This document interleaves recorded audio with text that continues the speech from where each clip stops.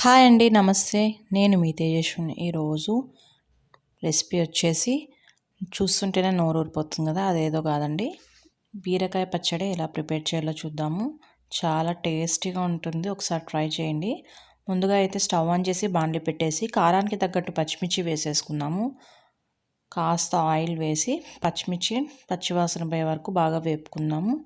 అలా వేగిన తర్వాత ఇందులోకి ఒక 1/2 టేబుల్ స్పూన్ జీలకర్ర యాడ్ చేసుకుందామండి.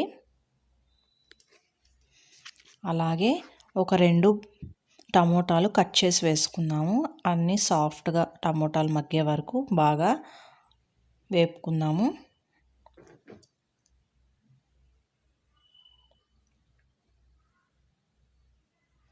ఇవన్నీ ఇప్పుడు ఒక బౌల్లోకి తీసుకొని పక్కన పెట్టేసుకుందాం. ఇప్పుడు అదే బాండ్లీలోకి బీరకాయలు పొట్టు తీసేసి బాగా వాష్ చేసి ఇలా చిన్న ముక్కలుగా తరిగి వేసుకున్నాం. ఇవి లేతగా ఉన్న బీరకాయలు తీసుకున్నానండి. ఇందులోకి ఒక 2 టేబుల్ స్పూన్ల ఆయిల్ వేసి బీరకాయలను కూడా బాగా మగ్గించుకుందామండి. అలా వేపుకుంటూ ఉండాలి ఒక 2 నిమిషాలకు ఒకసారి.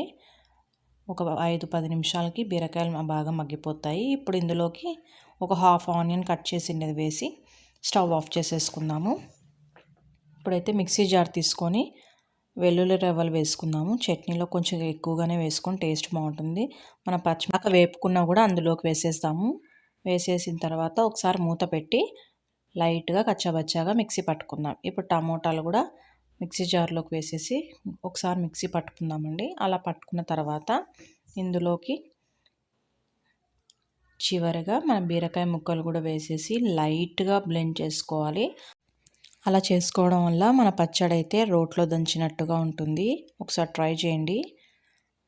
మన పచ్చడి అయితే ఇప్పుడు ప్రిపేర్ అయిపోయింది. ఇదిగోండి, చూస్తుంటేనే నోరు ఊరిపోతుంది కదా.